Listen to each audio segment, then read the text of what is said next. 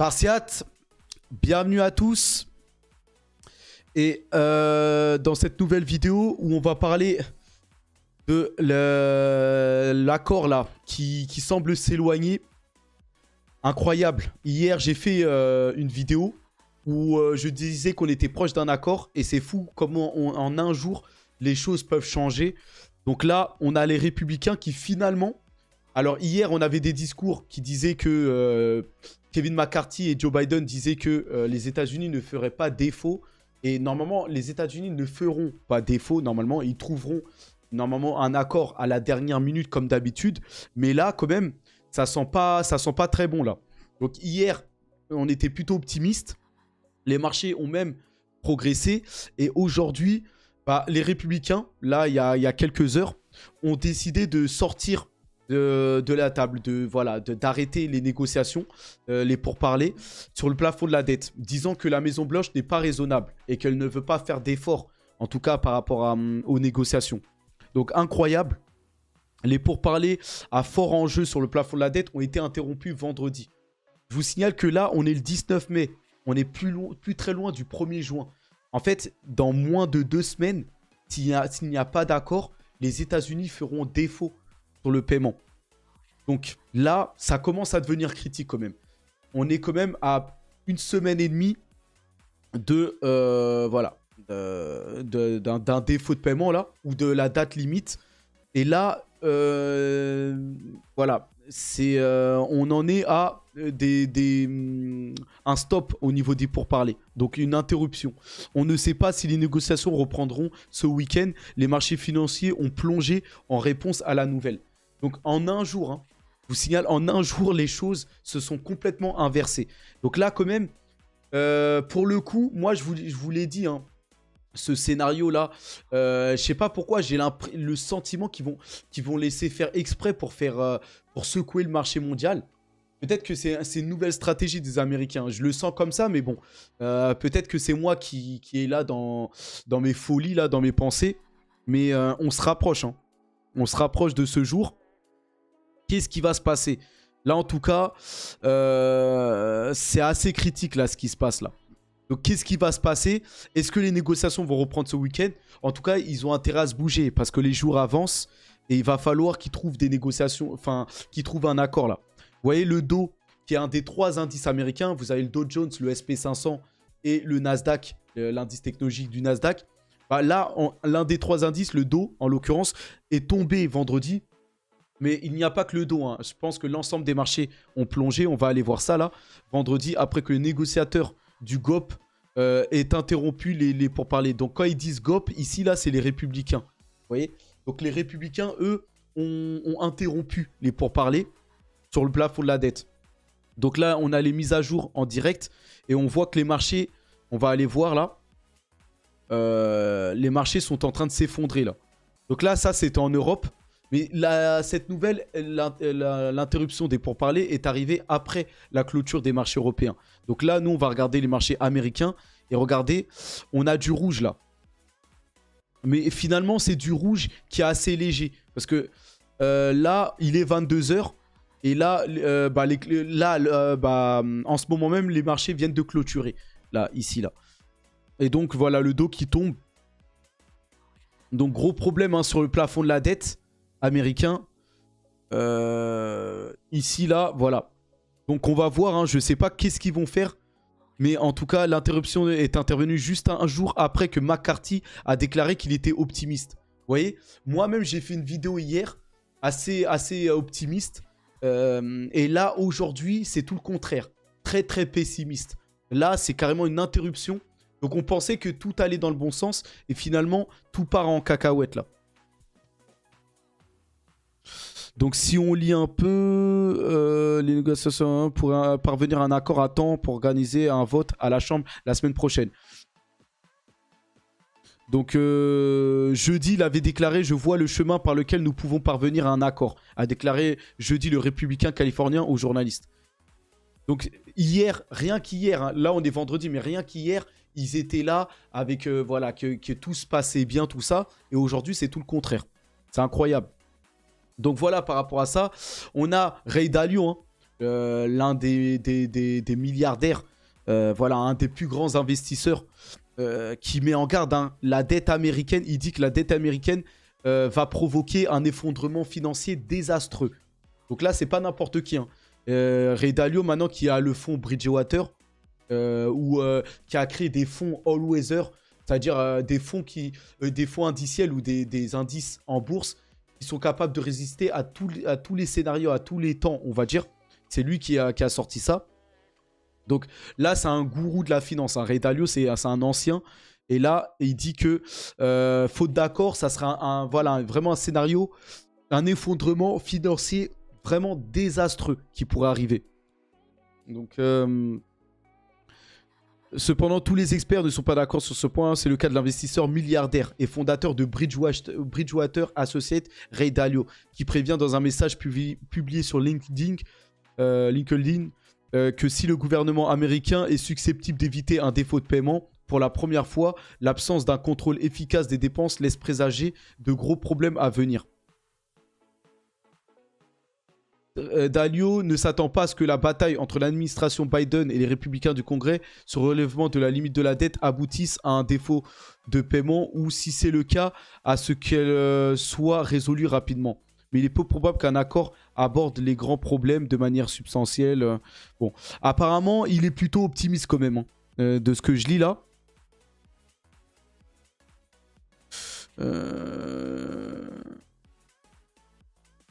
Tac, tac, tac, pour que dépenser. Bon, en tout cas, il met en garde. Il met en garde. Là, quand je lis, il est plutôt optimiste quand même quant au scénario final. Mais voilà. Il parle quand même de la dette américaine qui a des niveaux très élevés. En fait, lui, il parle pas. En fait, lui, voilà, je pense que j'ai compris là. Il dit que ils vont certainement trouver un accord avant l'échéance finale, mais que s'ils trouvent un accord, c'est qu'ils vont continuer, ils vont encore augmenter le plafond de la dette. Et ils vont trouver un accord et ils vont augmenter le plafond de la dette. Mais lui, il parle surtout de la dette qui est très élevée déjà. Et il dit que justement, cette dette qui va encore augmenter va provoquer un effondrement financier désastreux. Peut-être plus tard, en fait, à l'avenir. Donc voilà. Moi, je pensais qu'il parlait d'un accord qui n'aboutirait pas et qui provoquerait justement l'effondrement. Mais là, en fait, non. Lui, il parle du niveau de dette qui est déjà très élevé et justement qui va provoquer un effondrement. Donc lui, il est déjà dans l'après. Et là, voilà, il y a un autre problème. Même après qu'ils vont augmenter, peut-être qu'ils vont trouver un accord et qu'ils vont éviter le défaut de paiement. Mais même après ça, on va avoir une dette qui a des niveaux toujours plus élevés. Et là, ça provoquait encore. Donc en fait, on n'est jamais sorti de ces histoires-là.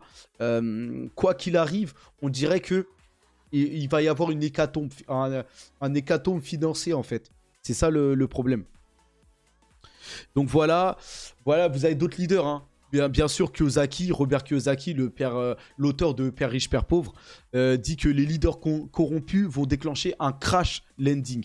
Donc lui, là, Robert Kiyosaki, il va encore plus loin que les autres. Hein. Lui, il parle même pas, il dit, regardez, il déclare atterrissage en douceur, atterrissage brutal ou atterrissage en crash. Donc le pire scénario, c'est le crash, hein, même plus que brutal. Un atterrissage brutal, ça serait un atterrissage de l'économie américaine qui est fort. Mais voilà, sans vraiment conséquence. Mais là, lui, il parle d'un atterrissage ou un atterrissage en crash. Et lui, il dit, je dis crash. Lui, il dit que lui, ça va être un atterrissage en crash. C'est-à-dire un hécatombe du système. Enfin, vraiment un crash du système financier. Et donc, il ajoute que la corruption est élevée et les leaders corrompus. Et il affirme que il espère avoir tort, mais il dit que voilà. Il conseille d'acheter de l'or, du bitcoin et de l'argent parce que là, c'est les meilleurs moyens de se protéger contre la corruption qu'il y a et la compétence. Donc lui, il parle vraiment de crash. Hein. Tac, tac, tac. On verra en tout cas. Mais vous voyez que les plus grands, là, les économistes, voilà, ceux qui ont connu le succès, tout ça, tous décrivent des scénarios assez catastrophiques. C'est pour ça que vous ne verrez pas les actions repartir en bull run ou même les cryptos. Les cryptos peuvent prendre feu On a des mêmes coins ou des cryptos comme ça. Aujourd'hui, SingularityNet qui revient de nulle part. Voilà, qui prennent des plus 20, plus 30%. Certaines cryptos. Mais le bull run tant attendu n'arrivera pas maintenant. Il arrivera après la capitulation ou après qu'il n'y ait plus ces scénarios assez noirs là. Vous voyez? Donc voilà par rapport à ça. Donc on enchaîne maintenant sur les taux et l'inflation. Donc on a le défaut de paiement, tout ça. Qui peut, voilà, et le plafond de la dette, ça c'est un premier problème. Mais là, on a un autre problème aussi. Et là, c'est les taux d'intérêt qui sont très élevés pour freiner l'inflation. Et là, ça concerne Jérôme Powell et la Réserve fédérale. Et là, le président de la Fed, Jérôme Powell, aujourd'hui a fait des déclarations. Et Powell déclare que les taux pourraient ne pas devoir augmenter autant que prévu pour freiner l'inflation. Donc ça, c'est un discours très positif. Enfin, en tout cas, ça a été applaudi par les marchés. J'ai même vu le Bitcoin monter d'un coup. Mais bon, à côté de ce qui se passe là, et l'arrêt des pourparlers par rapport au plafond de la dette là, qui peut créer un défaut de paiement, a cassé les espoirs aujourd'hui sur les marchés. Donc les marchés sont retournés dans le rouge malgré les discours assez positifs de Powell. Et bon, après Powell n'a pas été tout rose aussi dans son discours. Il est déterminé à revenir à une inflation à 2%. Enfin, il reste agressif dans son discours. Mais bon, en tout cas, le président de la Réserve fédérale, Jérôme Powell, a déclaré vendredi que les tensions dans le secteur bancaire pourraient signifier que notre taux directeur n'aura pas besoin d'augmenter autant qu'il l'aurait fait autrement pour atteindre nos objectifs. Donc il parle, en fait, il dit qu'il y a tellement de tensions que ça fait peur au marché et que en fait, le marché peut se refroidir de lui-même et qu'il n'aurait même pas besoin d'augmenter autant les taux. Dans l'ensemble, Powell a déclaré que l'inflation était encore trop élevée et a promis que la Fed resterait ferme dans son objectif de réduire les prix. Donc vous voyez que ça, en même temps, il déclare que finalement, il va peut-être pas augmenter les taux à des niveaux plus élevés que ce qui est maintenant. Donc ça, c'est positif. Mais en même temps, il reste très agressif dans son discours. Il reste très ferme. Donc ce qui ressort, je pense qu'il va ressortir encore de la peur, hein, finalement, après ces discours-là. Parce qu'on n'avance pas. Hein. On est toujours... il va rester agressif. Hein. Il va combattre et il veut ramener l'inflation à 2%. Donc ce qui ressort de tout ça, ça va être toujours plus de la fébrilité et de la peur. Hein. Je vois pas ce qui peut ressortir de tout ça. En dehors de ça, en fait. Donc, il n'y a rien de nouveau. Hein. Il combat l'inflation, tout ça. Mais ce qui est intéressant dans ce discours, c'est qu'il dit que les taux ne pourraient peut-être pas aller plus haut. Donc ça, c'est intéressant. Donc là, vous avez l'intégralité du discours. Le président de la Fed, Powell, lance une bombe sur l'inflation. Préparez-vous à des turbulences économiques. Hein. Donc... Ici, voilà, le président de la Fed, Powell, vient d'admettre que l'inflation est bien au-dessus de son objectif de 2%. Donc là, on est aux alentours des 5% d'inflation, avec des taux aussi à 5%. Et les taux, ils sont très élevés là. 5% de taux, c'est considéré comme très élevé. Powell prévient que ne pas maîtriser l'inflation pourrait prolonger la douleur. Vous voyez? Donc, il est obligé de mener à bien sa mission de ramener l'inflation à 2%. L'inflation reste quand même assez élevée à 5%. Même si elle a bien baissé, mais il est obligé de maîtriser l'inflation et de s'assurer que l'inflation soit bien redescendue et si possible à 2%. Voilà, pour éviter toute catastrophe, on va dire. Mais en même temps, le fait que il augmente les taux, il continue à augmenter les taux ou à maintenir les taux élevés, ça fait mal aux banques et à l'économie américaine en même temps. Donc voilà, il est vraiment entre deux fils. Vous voyez? Ici, la Fed se dit fermement engagée à revenir à 2%. Vous voyez? Donc son objectif est toujours le même. Les taux n'auront peut-être pas besoin d'augmenter aussi haut compte tenu des tensions sur le crédit. Donc vous voyez que avec les crédits, là, les taux des crédits là, qui sont très élevés là, finalement, ça va inciter, il va y avoir moins de demandes que d'offres, parce que les gens vont se calmer à faire des taux de crédit hypothécaire ou de crédit de prêt à la consommation.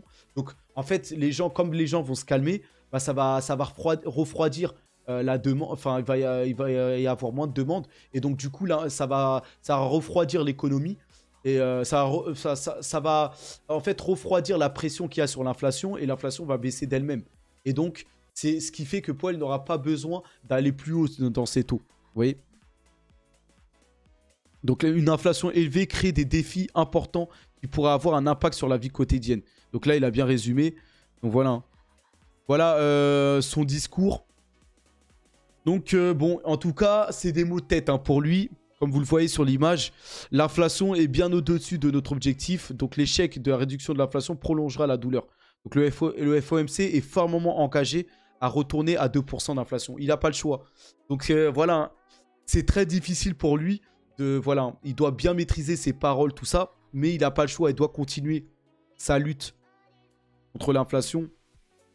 Et on a d'autres membres de la Fed. Et ici, en l'occurrence, Bullard, James Bullard, là, que vous voyez à droite, là, lui qui dit qui suggère des taux encore plus élevés, comme assurance contre l'inflation. Donc lui, Bullard, là, que vous voyez là, avec son costume bleu, là, lui, il est en faveur de continuer à augmenter les taux. Donc, à ces niveaux-là, il peut vraiment provoquer un crack économique, hein, vraiment. Parce que là, on a eu plusieurs banques qui ont sombré. Et c'est des grosses banques, hein, c'est pas des petites banques. Mais il continue, lui, il est pour encore augmenter les taux. Malgré toutes ces faillites bancaires que ça a créées. Et toute voilà, cette peur sur les marchés. Lui, il est pour de continuer à augmenter les taux. Et Bullard, il a une grosse influence. Hein. Donc là, c'est pas n'importe qui parle. James Bullard, il peut influencer Jay Powell. Vous voyez? Donc, c'est des discours qui sont très dangereux. Mais peut-être qu'ils doivent le faire pour freiner définitivement l'inflation et pour ramener l'inflation à 2%. Ils sont peut-être définitivement obligés de le faire. Mais ça va faire mal au secteur bancaire. Vous voyez? Donc, la prochaine décision de la Fed sur ces taux reste incertaine. Donc, on ne sait pas ce que la Fed va faire en juin, là. Le mois prochain, beaucoup disaient qu'il ferait une pause. Mais là, au vu de ce qui se passe, l'inflation reste collante. Hein. L'inflation core et tout ça. Et pour éviter que l'inflation reparte à la hausse, il se pourrait qu'il continue à augmenter les taux de 25 points de base. Et donc, qu'il continue à augmenter les taux. C'est très risqué. Hein. Ils sont vraiment à des hauteurs là, à plus de 5% de taux. Et justement, les taux de crédit, bah, ça fait mal aux Américains. Les Américains ne peuvent plus emprunter à ces niveaux-là. Mais voilà, hein, pour ramener l'inflation à 2%, peut-être qu'ils vont devoir le faire une énième fois, en fait. Donc, on verra. On verra par rapport à ça. Janet Yellen, elle, la secrétaire au Trésor, dit au PDG des banques, donc conseille au PDG des banques que davantage de fusions pourraient être nécessaires. Donc là, vu que toutes ces hausses de taux, ça crée des faillites bancaires, voilà, les petites banques, en fait, sont directement exposées et coulent les unes après les autres, ou sont exposées ou sujetties à sombrer tous. Et en fait, Janet Yellen souhaite que les grandes banques rachètent et qu'il reste que des grosses banques et que des grosses institutions. Comme ça va éviter les catastrophes bancaires. Vous voyez? Donc, en fait, elle est partisan pour que toutes les banques, que les grandes banques, finalement, s'approprient toutes les petites banques régionales. Comme ça, les grandes banques, elles, ne peuvent pas tomber. Et comme ça, bon, ça va secouer. Mais au moins, les grandes banques qui détiendraient toutes les petites banques régionales, eux, seront assez solides pour tenir face à ce combat de l'inflation là. Donc c'est assez osé qu'elle dise ça, mais voilà, elle veut éviter en fait des paniques sur l'économie américaine, parce que si d'autres banques font faillite, ça crée toujours plus de panique et en fait ça peut créer une vague de bank run. En fait, quand les gens s'aperçoivent que des banques font faillite, les gens se précipitent dans leurs banques et vont retirer leur argent. Et elle, c'est ce qu'elle veut éviter. Vous voyez? Donc, on verra si les grandes banques rachètent ou s'approprient les petites banques. En tout cas, là, les grands gagnants seront les plus grandes banques. Hein. Là, la plus grande banque américaine, par exemple, c'est JP Morgan. Et au final, si on voit, si ils rachètent toutes les banques qui font faillite ou les petites banques, au fur et à mesure, à la fin, c'est la plus grande banque qui va gagner. Et en l'occurrence, ici, ce sera JP Morgan, hein, parce que JP Morgan, c'est la plus grande banque américaine. Devant Wells Fargo, Bank of America, voilà, tout ça. Et donc, si ça continue, il restera que JP Morgan à la fin comme banque américaine. Donc voilà, par rapport à la macroéconomie, vous voyez que c'est pas très rose. Hein. Là, on va passer aux cryptos. avec une énorme annonce aujourd'hui. Vous savez, en ce moment-là, il y a la Bitcoin conférence à Miami. Et là, on a un président, peut-être pas un président, mais un futur candidat aux élections présidentielles américaines en 2024, Robert Francis Kennedy, voilà, qui a fait plusieurs annonces. Vous voyez là, il tient son discours là. Vous voyez, lui, c'est un candidat démocrate. Hein. Donc lui, c'est le camp à Biden. Et là, lui, il est candidat hein, à la prochaine élection. Et il pourrait être l'alternative à Biden. Vu que Biden est sénile et qu'il a quasiment aucune chance face à Trump, on pourrait se retrouver avec lui, Robert Francis Kennedy, en tête des candidats qui représenteraient les démocrates. Et là, Robert Kennedy, il a promis plusieurs choses sur le Bitcoin. Il a dit défendre le droit à la garde personnelle, maintenir le droit d'exécuter un nœud, réguler neutre l'énergie, tout ça. Garder les États-Unis comme la plaque tournante mondiale du Bitcoin. Ça, c'est énorme. Réglementer le Bitcoin en tant que marchandise. Donc, vous voyez, le Bitcoin, de toute façon, est déjà considéré comme marchandise. Même par rapport à la SEC. La SEC qui attaque tout le monde, mais qui a quand même reconnu que le Bitcoin était une marchandise. Donc ça, il n'y a pas de problème. Et voilà. Et là, un dernière chose, pardon, Ross Ulbricht, je ne sais pas c'est quoi. Mais en tout cas, il a fait des déclarations fracassantes. Hein. Et ces déclarations, les principales, c'est le candidat présidentiel américain Robert Kennedy Jr. deviendra, regardez, la première campagne présidentielle de l'histoire à accepter Bitcoin et les paiements Lightning. Donc, en fait, là, c'est mal traduit. Mais en gros, Robert Kennedy va être le premier candidat présidentiel à accepter les paiements en Bitcoin pour la campagne. C'est ça que ça voulait dire. Vous voyez? Donc, le candidat présidentiel américain, Robert Kennedy Jr., aussi a déclaré en tant que président, je veillerai à ce que les États-Unis restent la plaque tournante mondiale de Bitcoin. Donc, vous voyez que ça serait une excellente chose s'il pouvait devenir président des États-Unis. Parce que là, les États-Unis, en ce moment même, attaquent les cryptos à tout va. À travers la SEC, tout ça, la CFDT, tout ça. Et lui, en tant que candidat, vous voyez là, il est en ce moment même à la conférence du Bitcoin, là, à Miami. Et il a déclaré qu'il ferait du Bitcoin et des cryptos la plaque tournante mondiale. Vous voyez? Donc, le hub principal. Donc, il y a moyen de voir pour essayer de voter pour lui. Hein. En tout cas, lui, il va recevoir d'énormes dons d'institutionnels comme Coinbase ou Binance ou des choses comme ça pour sa campagne. Je pense. Donc, espérons. Hein. Pourquoi pas? Je pense que c'est Trump qui gagnera en 2024, mais bon, on verra. On verra. Donc, le candidat présidentiel américain Robert Kennedy, je ferai en sorte que les États-Unis restent la plaque tournante mondiale du Bitcoin. Donc voilà, hein. Incroyable. Robert Kennedy, que vous voyez à l'écran, faire du Bitcoin la plaque tournante, ce serait énorme. Hein. Regardez, c'est ça que je vous disais, Robert Kennedy devient le premier candidat présidentiel à accepter Bitcoin dans les dons de campagne. Donc il va accepter les dons en Bitcoin, hein, en crypto. Assez incroyable. Ça va vraiment, lui, il va aider à démocratiser la crypto. Hein. Donc, il a aussi déclaré, en tant que président, je veillerai à ce que votre droit de détenir et d'utiliser Bitcoin soit inviolable. Vous voyez? Donc, il protégera tous les détenteurs et les holders du Bitcoin seront protégés.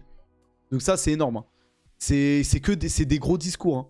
Et ça, normalement, ça devrait alimenter le Bitcoin. Mais avec tout ce qui se passe là dans la macroéconomie, là, le défaut de paiement américain qui s'approche, les taux d'intérêt qui sont toujours très élevés, bah, ça empêche le Bitcoin d'exploser avec ces discours. Mais sous peu, dans un second temps, certainement ça explosera là. On est à 24 minutes hein, de direct, encore 10 minutes je pense, et on aura fini. Donc voilà, encore un autre discours. En tant que président, je verrai voilà, à ce que le droit de détenir Bitcoin soit inviolable. Donc ça, c'est son discours. Donc très beau discours. Vous regardez les personnalités. Hein. Il n'y avait pas que lui à la conférence Bitcoin. Vous aviez aussi au milieu là le fameux Michael Saylor qui, à travers son entreprise MicroStrategy, détient la plus grande quantité pour un institutionnel de Bitcoin. Donc là, vous avez, Michael Saylor, c'est un fanatique du Bitcoin. Et là, il est avec Robert Francis Kennedy là à droite là. Donc des grosses personnalités hein, présents à la conférence.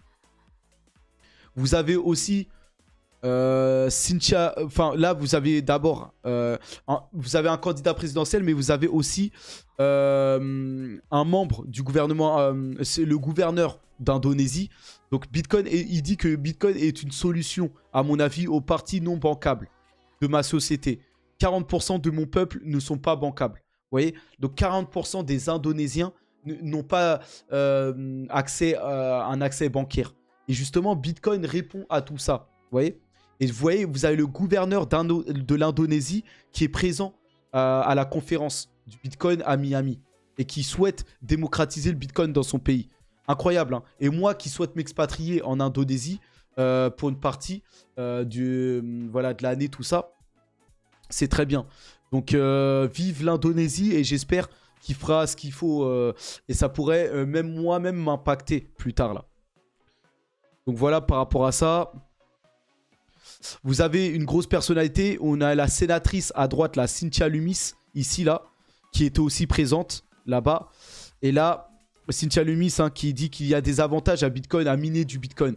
Tant en termes de bénéfices, parce que ça va rapporter gros aux États-Unis, s'ils sont les pionniers du hash rate, enfin des mineurs là-bas, mais aussi environnemental, et de stabilisation des réseaux. Donc non seulement ça va stabiliser le réseau Bitcoin, mais en plus, même environnemental, c'est bon. Miner du Bitcoin, c'est même bon pour la planète. Et là, même en termes de bénéfices, ça va rapporter gros aux États-Unis. Donc, dans tous les cas, c'est bon de miner du Bitcoin, quoi qu'il arrive.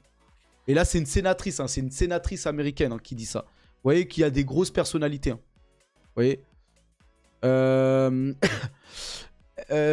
vous avez le Sénat, hein, le Sénat qui... le Sénat du Texas qui adopte un projet de loi exigeant que les cryptos des exchanges pour fournir une preuve de réserve. Donc le Texas qui sort une loi, hein, pour fournir des preuves de réserve. Donc je crois que ça c'était déjà sorti.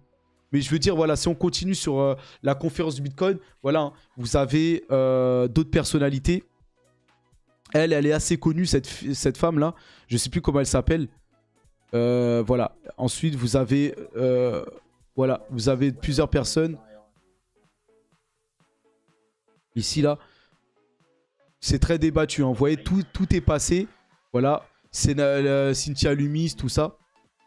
Là, vous avez là, je vais vous le partager sur Twitter, si vous voulez. Vous pouvez revoir la conférence en entier, là. Ça a duré plus de 2 heures. Hein. 2 heures et 10 minutes. Donc là, voilà. Ici, vous avez une jeune femme qui parle encore. Voilà, sur le thème, sur le fond orange, hein, comme vous voyez ici. Voilà. Donc, belle conférence qui ressort des choses.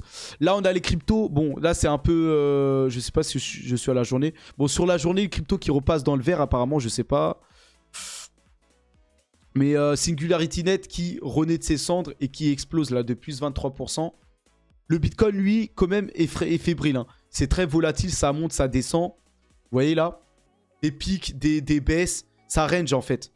Regardez sur la semaine, ça n'a rien fait en vrai. Ça monte, ça descend, ça monte, ça descend. C'est très fragile. Hein. C'est par rapport aux annonces qu'il y a là. Donc on va finir par ça là, les charts des cryptos là. On est pratiquement à 30 minutes de live. Donc actuellement, on en est là. On est sur le point peut-être de casser ce triangle, soit à la hausse, soit à la baisse. Là, on dirait qu'on repartira à la hausse. Peut-être qu'on va casser à la hausse. Mais de manière globale, on est dans une phase descendante. Hein. Vous le voyez ici là. On est quand même en train de rechuter. Voilà. Mais quand même, depuis le début de l'année, on a connu une forte hausse. Hein. Ici, si vous prenez... Ça, c'est un indicateur très long terme. Le marché haussier prend forme. Hein. Quand vous regardez ici, là... Là, je ne sais pas si c'est par rapport à quoi. Mais là, vous avez la courbe orange. Voilà, qui remonte.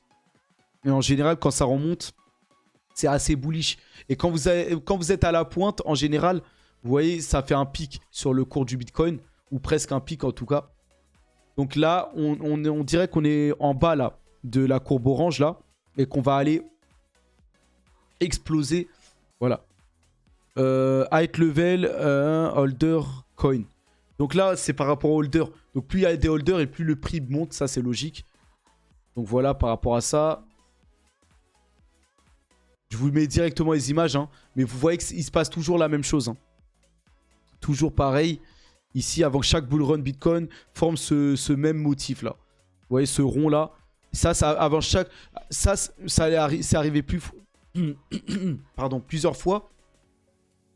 Et à chaque fois que ça le forme, vous voyez que ça explose. Vous voyez ici, ensuite ça a explosé, ici aussi, ensuite ça a explosé, ça a formé un pic. Ici aussi, après ça a explosé. Ici, ensuite ça a explosé.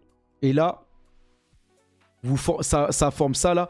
Quand vous voyez dans les faits, voilà, on a une parabolique, mais ensuite on a un mini poussé qui après corrige. Et ensuite là, après ça explose. Et là, c'est pareil. Ici aussi, on a eu la mini poussée là. Et ensuite, là, on a une sorte de retournement. Mais en fait, c'est pour que ça explose ensuite. Donc, on verra. C'est tous les jours, c'est tout le temps la même chose. Vous voyez? Je sais pas si vous avez compris. Hein. En fait, on a un retournement parabolique là. Avec la courbe jaune là. Ensuite, on monte. Ensuite, ça se retourne un peu. Une fois qu'on a cassé la barre, le trait au violet là. Ensuite, on fait une parabolique inverse là. On vient se retourner légèrement et ensuite là, on explose. C'est toujours pareil. Et là, c'est ce qui se passe. C'est ce qu'on est en train de faire là, ici, dernièrement. Donc là, normalement, sous peu là, on va exploser là. Dans les prochaines semaines là, ça devrait monter.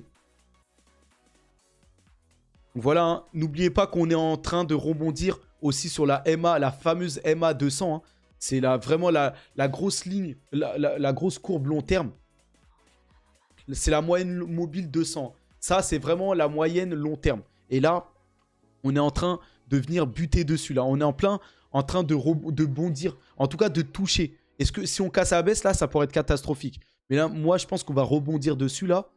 Et là, on peut aller vraiment chercher plus haut. Donc, en tout cas, sur le court terme, ou même moyen terme, avec ce qui se passe dans la macroéconomie, ça risque d'être moche encore pour quelques jours, semaines. Mais sur le long terme, il n'y a pas de doute qu'on est très bullish. Hein. On s'est vraiment retourné et là, on vient rebondir pour vraiment aller chercher plus haut. Donc là, pour moi, le résumé que je fais de ça, c'est qu'il faut accumuler. Hein. Parce que peut-être sur le court terme, ça se passe mal, mais c'est le moment en fait d'accumuler parce qu'on voit que sur le long terme, ça va exploser. Donc, pour moi, c'est le moment d'accumuler. Hein. Quand je vois ce qui se passe, quand je regarde de manière reculée là, le chart sur le long terme, bah, on dirait que ça va pas tarder à péter. Hein. Donc, c'est le moment de se placer avant que ça arrive. Encore 2-3 charts. Vous voyez, là, on rentre dans le cycle 4. Et voilà, hein, toujours la même chose. On monte, on descend, on monte, on descend sur les courbes. Là, on est à la fin du cycle. Et là, on est dans le cycle low, là, on est en bas. Et là, regardez, on est en train de passer, là, du cycle 3 au cycle 4. Et là, voilà, on va repartir dans le vert et monter, hein, et aller jusqu'au cycle pic. Vous voyez? Donc, c'est toujours pareil, hein. Si vous voyez de manière reculée, ça ne change pas, hein. C'est toujours pareil. Donc, maintenant, ce qui nous attend, c'est de la montée, hein, jusqu'au cycle pic. Et voilà, hein. Ici aussi, regardez, toujours pareil.